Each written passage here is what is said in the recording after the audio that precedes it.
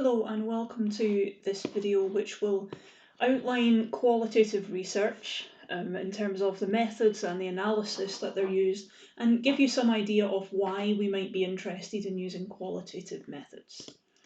So first of all, what are the differences between the quantitative methods that you've learned about up until now and the qualitative methods that you're going to learn with me?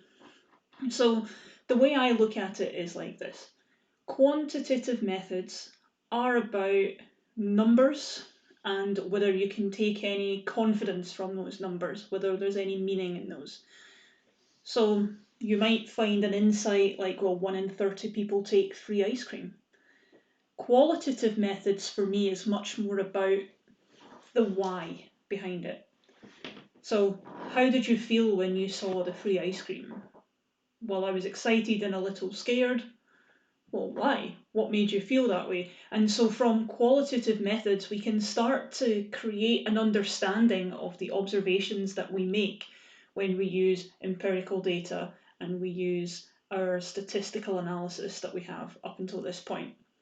And this is really important within computing because we can understand how people use computers, but if we can understand why people use them in that way, then we can improve all future iterations of that system. So Jeff Bigham is from Carnegie Mellon University and he's a very prominent professor in HCI, and he always says that the two hardest problems in computer science are people and convincing computer scientists that the hardest problem is people. So a lot of the associated topics that go around computer science and topics that I'm interested in are related to people, and to really study people in terms of their motivations and their understanding of a situation, we need to use qualitative methods. So when we talk about qualitative methods, what are they? So we've all been exposed to some of these in some way or another at various points in our life. So I'm going to guess that almost everyone has been involved in a survey. Now, a survey can ask a question that has a numerical answer on which we can do some statistics, but they also have questions like, describe the last meal you ate. Explain why you did this. Now we often get, do you agree with this statement? Yes or no? And then a why question. So a follow-up, a descriptive, an opportunity for you to reflect as the participant or the respondent. So surveys we've probably all seen before. The ones on the left-hand side here are less common. So ethnography is the idea that the researcher, let's say me, would go and become ingrained in an environment. So I've done various pieces of ethnography work, typically in education. So I go out into a special school, primary school, for example, just because of the age of the kids that I've been working with, and I go out to that school and I become a part of that school. Now the value of that is that people believe that I'm part of that environment and they don't behave any differently, because people will behave in the way that they think the experimenter wants them to behave. So if I become part of that environment, I become more accepted, and I'm also open to things that I might not normally hear. So if I go in as an experimenter and I go in for an hour and leave, I probably don't get to see a lot of the politics or discussions that happen behind the scenes, but being a more permanent part of that environment, I am. So when I say a part of that environment, I might be working in the school every morning for a month. That would be an ethnographic approach, one example of. We may do case study methods, which is when we look at one particular instance of something. So this usually happens when you have a small demographic. So perhaps people who use AAC devices, so they use computers and machines to help them speak. It may be people with particular settings, like I often do case study work with people who have severe autism, because every person with autism typically presents very differently, so it's difficult to draw conclusions across the whole group in the way that you would generalise the statistical result. And so by using case studies, we can present examples of people of that demographic group. Diary studies are way where you would expect someone to complete a diary, perhaps in the form of surveys or small tasks, and you would ask them to do that in their own time or at specific points, generally when you're not there. So the advantage of that is that people can perhaps spend more time on them, people can do them in the privacy of their own homes, an environment that they're comfortable in. So that leaves us with the three most popular methods, I would say, that are used today, and that's interviews, focus groups, and observations. So I'd like to touch on each of them individually. Well, almost. Focus group and interview, let's do together. So a focus group and an interview are often used, not interchangeably, but with similar purposes. So an interview is typically a one-on-one, where you're asking the participant to reflect on something. So examples of interviews I've been involved in might be I've interviewed people who have visual impairments and asked them to reflect on their use of particular types of technology. And you might have an interview that lasts typically between 30 to 60 minutes. You'll then transcribe that, and the transcription is ready for analysis. Normally, there's a lot of skill involved in becoming the interviewer, because you have to deal with things like there might be something that people aren't forthcoming. You have to be prepared to expand on points if participants have a lot to say about those, but you also have to keep to time and move things along if necessary. Compare that to a focus group. In a focus group, you have a group of people rather than just one individual, and you have a topic to discuss. So you might have starter questions in the same way that you have for an interview. Can you tell me about your alarm clock? Now, on an interview setting, you get one person's alarm clock and view of why they have an alarm clock, the purpose it has in their lives, or not. For a focus group, you have multiple people's opinions, and so they can influence one another, and you can almost get multiple points of view within the same discussion. This is an advantage, of course, because it costs less. Let's say you're paying for the participant's time to come along. You're paying for the room. You're paying for the interviewer's time, my time. So a bunch of those things you can only pay for once. We only need the room for one session. We only need me, the researcher, for one session. And you can get a lot more in-depth data from that session from a wider group of people. There's many problems with having lots of people together in a room, of course. It's the same in any situation. You might have someone who is very dominant, who tries to take control of the conversation. You might have people who are intimidated, who don't want to share their own personal opinion with a group. And that's particularly common if you're talking about things that are perhaps embarrassing or might marginalise someone because of their opinion. So depending on the subject matter, it may be more appropriate to pick interview versus focus group. Personally, I prefer interviews because it allows me to get more in-depth data from a variety of people. I think that's more valuable than the group, but that's perhaps related to just the type of work that I do and my own preferences. Observations are very interesting. So observations cover a massive range of things. So you can do an empirical study where you observe things and you count things.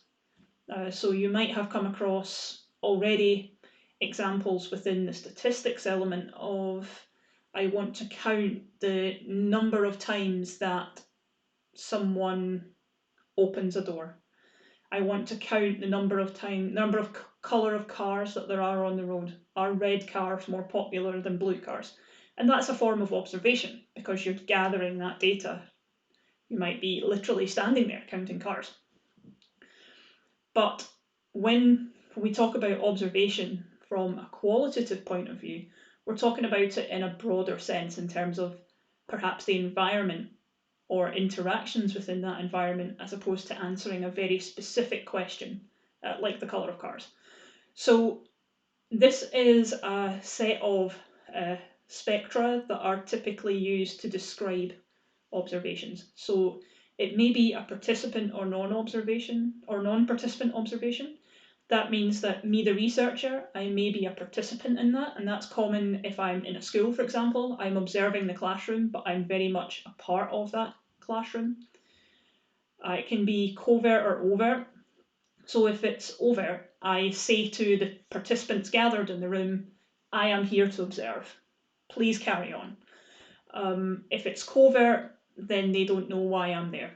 So if we take the education example again, depending on who I'm dealing with within that environment, it may be either. So typically the teachers know exactly why I'm there, but the pupils or the students in the school don't. So I have a bit of both sides of that.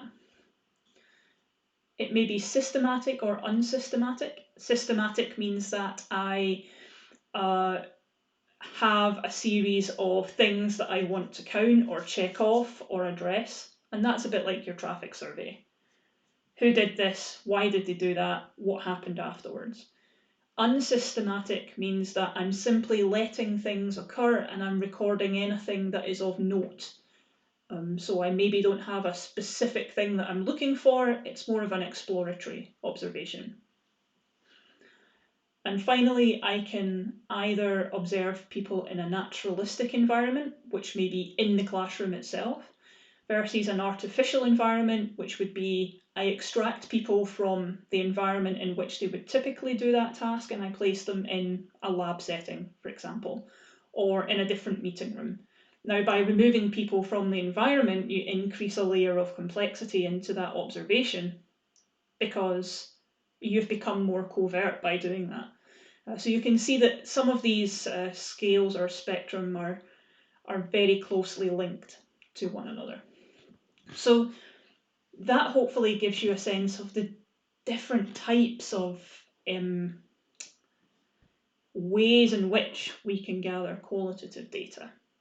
And there are almost as many ways that we can analyse that data. So I want to tell you about 3 ways that I think are most interesting and most broadly used. And those 3 ways are thematic analysis, grounded theory, and affinity diagramming. So let's start first with thematic analysis. So this is a way of identifying concepts, which we'll call themes, and backing these up with data. So to do that, what we do is we code individual data excerpts with tags, so we call them labels or codes, and then we can iteratively combine them to give us an overview that represents the entirety of that data set that we have. So a transcript might look something like this. We have the time at which things were said within, for example, a video. We've got included in it some script from the researcher, and we've got exactly what was said. Now, sometimes we include things like facial expressions, emotions, actions, depending on what's been included, but at base level, we want to include everything that was said, and that would include that sort of thing as well, because that gives us some information about what's going on. Once we have that script, we can start to add these codes. So what we have here is a transcript of a sample interview between participant AB and AC, who is the researcher. Now, I've highlighted a few sections and given them on the right-hand side there some sample codes. So we might be talking about there's an increased maturity, there's an increase in self-confidence. And so we can start to look at, well, just being out of class and meeting you, that has a positive effect. So there's a code there perhaps about novelty, new interactions, meeting new people. And so we have then a collection of these small codes. So these codes we have, maturity, increased self-confidence, these can be combined into categories. And these make larger groups of data that have some collective meaning. From that, we can create even bigger groups, which we would call themes. And those themes represent basically the entirety of the data to an extent, and they answer a research question. So the research question may be, what are the barriers to employment for people with disabilities? what are the perceptions of security online for older adults? And so these questions tend to be open questions that we can address by gathering all of that data together. Grounded theory, however, is an analysis where we don't have that initial research question. What we want to do is generate or discover a theory based on the data. So we have a systematic process to do that, which is an iterative way of moving between the data and our analysis, the data and our analysis. But we're not directed towards a research question in the same way that we are with thematic analysis. Instead, the process looks something like this. So we would have interviews or perhaps observations. We would transcribe those. We would create memos. So these are short notes about initial perceptions of the data. You may have memos of observations. So today I saw this happen. This person said this to that person. There was a drama, whatever it was. And then once we have all of those interviews, transcripts, memos, we start to code them. And the coding will be familiar to what we've seen before. So we have some open coding where we create codes, concepts, and categories. And so what we're trying to do is create small bits of code. So we take the transcript, we break it down into small parts, we create those initial codes, we then build them into concepts, and then we categorize those concepts. Alongside that, we're starting to investigate relationships between these different parts. So is it a case that there's a relationship here between newcomers to the environment, so when there's a new teacher, and students' increased use of technology? Is that a relationship between them? We may see that emerge from the information that we see, but overall what we want to do is create one cohesive theory of what it is that we see. So this is a much more open and, in a sense, less directed process, although it's a very systematic process. The third and final one is affinity diagramming. So the background to this is that in terms of business operation and quality control, a number of management and planning tools were created, and one of those was the affinity diagram. So that's typically used for things like project management, brainstorming, and so on. But one of the ways it's used is in contextual inquiry. So that's about gathering information within a given context. That's your experimental reach, basically, your area of interest. Is that the use of technology within special education environments? Is that the use of technology on public transport? Is it interactive advertising boards? And so through various methods, whether it's ethnographic method or interview method or observations, but we're using different types of methods to gather the data and start to typically build within design anyway. You would get to build a workflow of what happens in a situation. You would start to design interfaces and so on. So we can take elements from contextual inquiry and contextual design into qualitative research methods when we're analysing things. So at its core, we have a bottom-up inductive reasoning method that creates a meaningful structure for lots of data. So this is exactly what we've seen before, right? We have lots of data and we start to build a structure around it. And in each of the ways that we've experienced before, whether it's research, thematic analysis, or grounded theory, those ways have had a different method for creating the structure, but we're still creating that structure. And so that continues here. This is, for me, a really lightweight way to do things. You get physical interaction with the data, which you'll see in a second. A lot of thematic analysis tends to happen on a screen, just because of data volume, typically, and it's not easy to divide it up into physical artifacts. Affinity diagramming also lends itself really well to a team effort in discussion. in a way that thematic analysis typically doesn't. Although you often work in a team to do it, it doesn't have the same level of discussion. It tends to be one person makes the effort and then others determine whether they agree or disagree, and that's the iteration. In this case, a group of people are doing it together. So the way you do things is you identify from your transcript these affinity notes, and these are things that are interesting. And the way I describe that is if you would code it, it's an affinity note. We split these up into two groups randomly. You get a group of participants to arrange 50% of those, not the participants who took part in your interview or a focus group, but a new group of participants who are familiar with the content.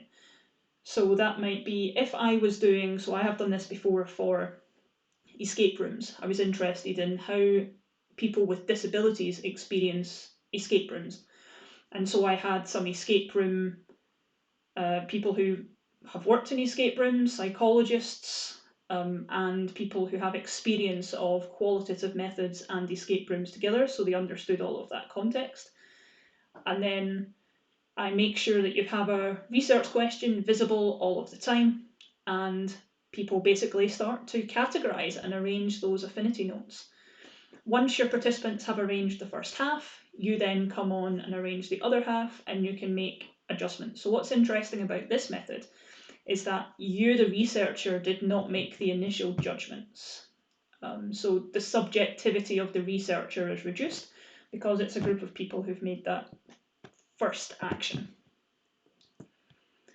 So you have something that's kind of laid out like this, where you have headings and kind of more high-level headings, and then your affinity notes examples, and you can have kind of other notes to help you remember why you've done things as you go through, if that's necessary. So this is an example of what I mean by physical affinity notes. So this is the escape room study, and I basically cut the paper to have these kind of small tangible things that people could then use to arrange. You can then build a map here that looks a bit like a thematic map, an affinity map showing how things are grouped together, and you can see here we've got kind of examples of things that combine together, things that are related to one another, things that have an impact on one another, and then we can digitize that, which we can then use in our report or our paper. So hopefully that has given you, let me just change, hopefully that's given you a sense of qualitative research methods, some examples of the different types of research methods that are available and how they might be fitting together with different analysis types. And so if you're looking for the next thing to do, you might go ahead and read a little bit further about some of those methods. If there's one that's of interest to you, go and read a little bit more about that. But we will be moving on after this to look at one example of that in more depth. So this is a summary introduction to research methods and analysis. Thank you.